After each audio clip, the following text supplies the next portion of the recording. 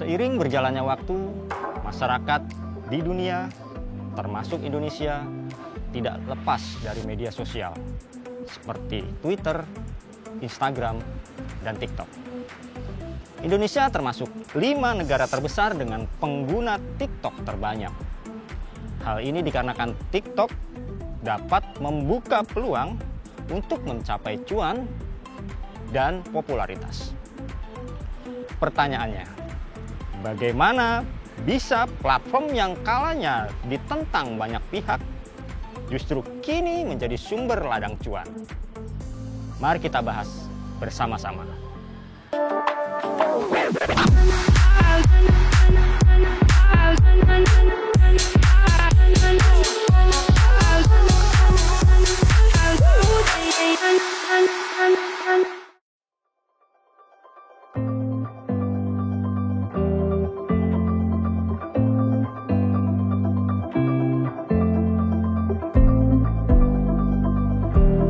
TikTok menjadi platform media sosial yang paling banyak digunakan di Indonesia. Seiring berjalannya waktu, masyarakat semakin candu akan bermain TikTok. Tercatat pengguna TikTok di dunia sudah mencapai 1 miliar. Bahkan, di Indonesia sendiri sudah menempati peringkat kedua dengan pengguna lebih dari 100 juta pengguna. Mengapa demikian? Karena selain menjadi hiburan, TikTok juga dapat membuka peluang meraih pundi-pundi cuan.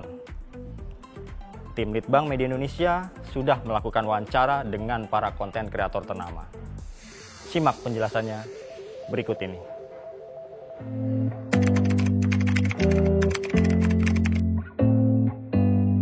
Main sih mas. Sering juga. Cuma scroll doang sih, kalau buat jadi konten kreatornya enggak, cuma lihat-lihat doang. Banyak cara untuk bisa viral atau terkenal di media sosial, terutama di TikTok. Mulai pendekatan live streaming, berjualan, endorsement, personal branding, sampai dengan skill tertentu. Keuntungan para TikTokers bisa dikatakan cukup besar loh. Dimulai dari keuntungan endorsement bersama sebuah produk, berjualan dengan menggunakan TikTok afiliasi, dan live streaming.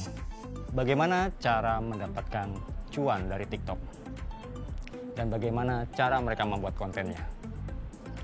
Tim Litbang Media Indonesia melakukan pendalaman terkait fenomena ladang cuan di aplikasi TikTok.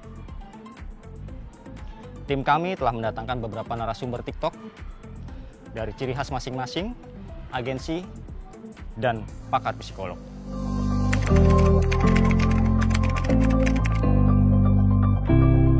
Bisa jadi awal main TikTok tuh sebenarnya awal-awal pandemi sih, 2019 kalau nggak salah. Cuman waktu itu kan konten saya kan anime gitu kan. Cuman awal tuh nggak anime, jadi kayak review-review movie gitu. Ya, cuman kayak mikir kayaknya terlalu luas, pengen fokus ke satu hal. Terus dan saya tuh suka banget lah sama anime gitu kan. Jadi kayak kenapa nggak bikin konten anime aja. Kalau pertama itu masih ya, saya itu lihat di di luar negeri lah, itu konten dari orang Australia sebenarnya itu Mas Imam. Tapi kebetulan di Indo belum ada yang nge-up konten yang kayak gitu kan. Udah saya coba, tapi ternyata bisa rame Mas Imam. Awal live stream itu viewers bisa sampai 18.000. Pertama kali main TikTok itu awalnya iseng-iseng. Soalnya kan banyak lihat teman-teman tuh pada main TikTok. Nah, terus Hesti penasaran. Jadi Hesti ikut-ikutan main TikTok gitu.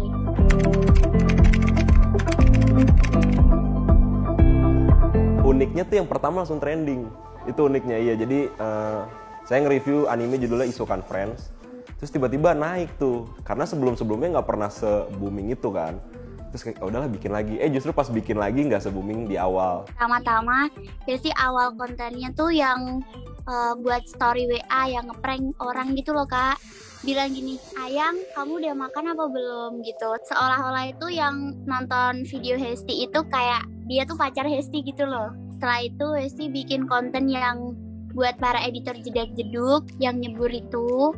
Terus bikin konten di rumah.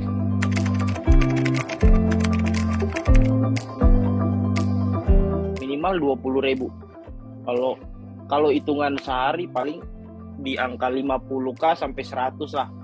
Jadi kalau yang kerasa ya pasti sih kayak dari streaming video gitu, platform streaming video itu banyak banget lah endorse dari mereka gitu. Bahkan saya kayak waktu itu kemarin ada salah satu aplikasi streaming video, mereka bikin premiere salah satu anime gitu, terus kita diundang kayak gitu-gitu. Jadi bisa naikin ya bisa kenal sama orang banyak lah, itu satu. Terus yang kedua tuh ya pasti kita dapet cuan juga kan.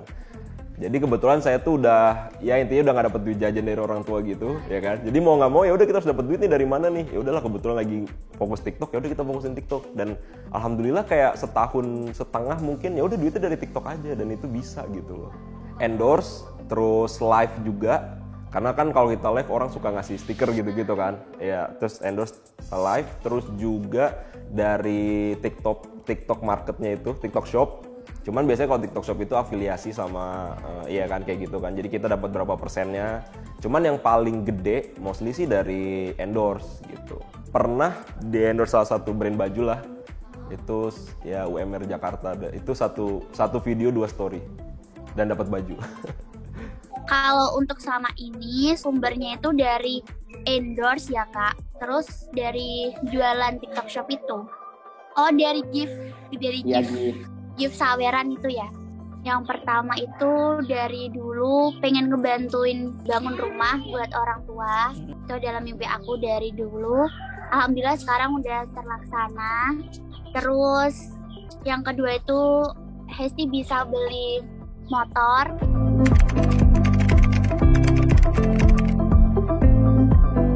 Kalau TikTok itu 60-40 Bang. 60-nya buat TikTok, 40-nya buat host.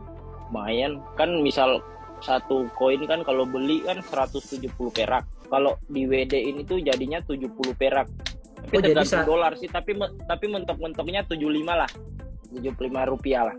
Ya kalau misalnya TikTok Shop itu kan kita afiliasi sama shop orang gitu kan, toko orang. Nah itu biasanya kayak mereka ngasih itemnya untuk kita pajang di TikTok kita, tapi misalnya kita cuma dapat 20% dari hasil penjualan. Nah kalau endorse biasanya tuh dia macam-macam tuh. Misalnya pengen 2 video plus link ditaruh di profil selama seminggu misalnya. Kayak gitu-gitu. Atau misalnya pengen 10 video, atau misalnya 5 video dengan 10 komen, kayak gitu-gitu lah. Jadi ada banyak ini programnya mereka kan, terserah mereka kayak gitu kan, paketnya mereka. Cuman yang paling sering itu adalah ya udah mereka minta untuk satu video buat mereka kayak diselipin, misalnya saya bikin konten rating anime, nanti di tengah-tengah diselipin tentang mereka kan, kayak produknya mereka kayak gitu. Nah itu satu video nanti dapat dapat duit plus misalnya barang dari mereka. Kalau misalnya kayak baju, dapat baju dari mereka kayak gitu sih. Sebenarnya sangat menguntungkan untuk berkarya di zaman sekarang ini. Namun perlu dipahami bahwa diperlukannya sebuah strategi yang tepat. Maka diperlukan sosok yang perlu mengakomodir para konten. Tim kami telah mewawancarai manajemen Social Breed dan In Heaven. Yang keduanya memiliki visi dan misi yang berbeda. Jadi Social Breed ini kita fokus buat bantu UMKM lewat platform sosial media di TikTok dan Instagram, dan kita tujuannya untuk bikin usaha mikro kecil menengah ini grow di sosial media kayak gitu. Jadi basically kita bantu untuk handling akun mereka. Jadi kita mempertemukan UMKM dengan content creator. Jadi Social Breed ini sebagai startup. Saya dengan kreator gini, kamu bangunlah diri kamu sebagai kreator yang sangat potensial dan sangat nge-branding gitu ya. Jadi ketika kamu sudah brandingnya bagus, kamu kan saya kerjasamain sama seller dan kamu kan saya kasih produk. Kayak nanti di produknya mereknya dia, misalnya ada foto dia di bajunya kan, namanya mereknya, atau kayak di etalasenya ada fotonya, kayak signature-nya lah.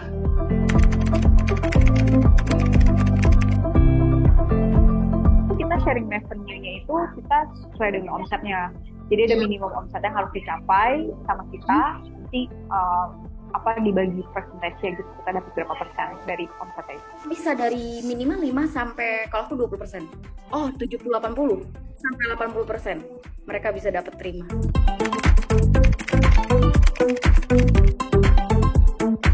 Ya, banyak banget sih story-nya kita.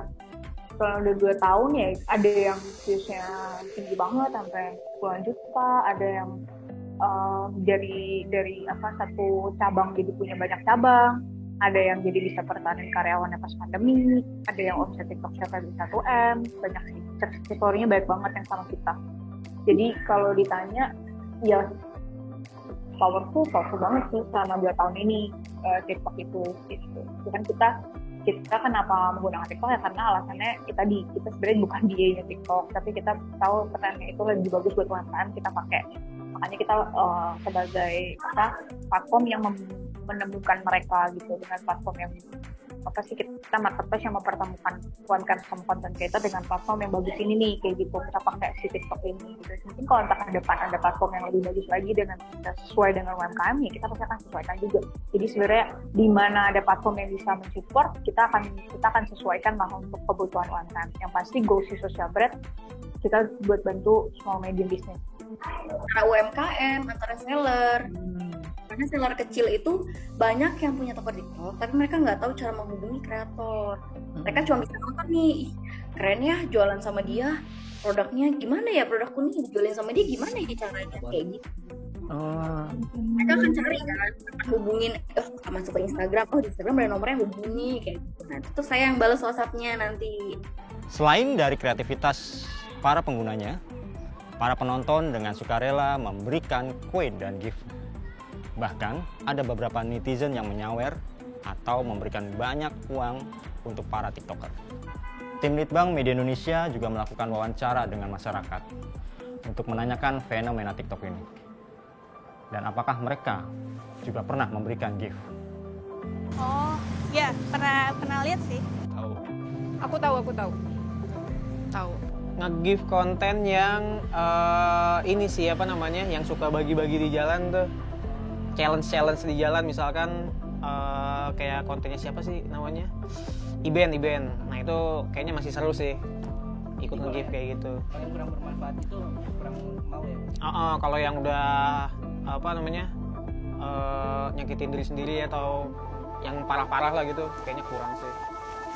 Kasihan juga. Ya konten-konten edukasi itu dia punya effort buat nge-live di TikTok ngebahas edukasi, tapi minimnya apresiasi gitu. Mungkin kalau ada rezeki lebih bisa lah nge-give ke situ. Lalu, bagaimana tanggapan dari sisi psikolog? Apakah ada penjelasan mengenai fenomena yang terjadi saat ini? Mari kita simak wawancara bersama salah satu dosen psikolog yang akan menjelaskan fenomena ini. Itu sebenarnya ini ya sama dengan fenomena yang lain ya. Jadi kita ini kan cenderung tertarik dengan hal-hal yang baru. Jadi bagi saya TikTok itu suatu hal yang baru. Hal-hal yang baru itu kerap kali membuat orang jadi penasaran. Kuriositasnya itu tinggi. Itu pertama. Terus yang kedua, tampilan TikTok yang singkat itu justru menarik ya. Di tengah-tengah ini ya canggihnya teknologi media ya.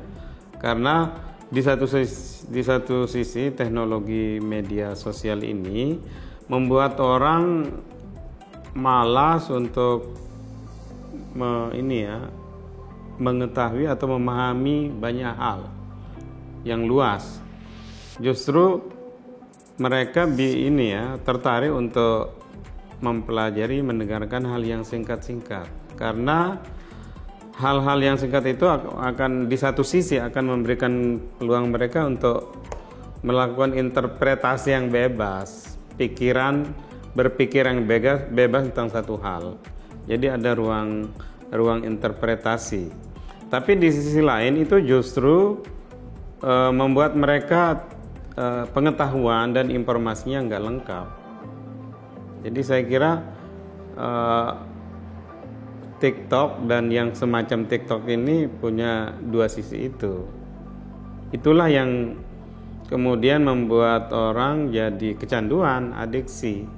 Iya, tadi seperti yang saya bilang kan TikTok itu diantaranya dijadikan sebagai alat untuk mengeluarkan katarsis ya, beban-beban hidup, beban-beban akibat aktivitas sehari-hari ya. Jadi ketika orang melihat tontonan seperti itu di TikTok, dia merasa nyaman, ada kebahagiaan yang muncul, tanda kutip ya. Kebahagiaan itu kan biasanya akan membuat kita memberi tanpa entah kita sadar atau tidak sadar. Tapi kalau kita mendapatkan kebahagiaan dari sesuatu, biasanya kita akan memberi. Saya kira yang pertama itu kita harus sadar apa sih, punya pemahaman yang utuh atau kesadaran yang kokoh tentang bagaimana memanfaatkan media sosial ini, misalnya TikTok. Kalau kita nggak punya kesadaran itu, kita jadi tidak sadar dan pada akhirnya kita yang dikendalikan, bukan kita yang mengendalikan. Jadi ini soal kendali dan mengendalikan gitu. Itu satu. Terus yang kedua, harus banyak belajar dari mereka yang sukses. Sukses dalam arti dalam memanfaatkan TikTok. Ketika itu kita bisa ambil benang merahnya, intisarinya, poin-poinnya, maka saya kira media sosial termasuk TikTok ini akan memberikan manfaat bagi kita. Misalnya manfaat secara ekonomi. Tapi itu tadi, kita harus awas, sadar terus, punya pemahaman yang luas tentang TikTok dan bagaimana memanfaatkan TikTok ini. Bagaimana? Tertarik membuat konten TikTok? Seperti kata pepatah, tidak ada jalan pintas untuk meraih kesuksesan. Tetapi kesuksesan datang bagi yang dapat memanfaatkan peluang. Saya Gurit Adi Suryo dan tim Litbang Media Indonesia undur diri, dan jangan lupa saksikan konten jeda setiap Selasa hanya di YouTube Media Indonesia.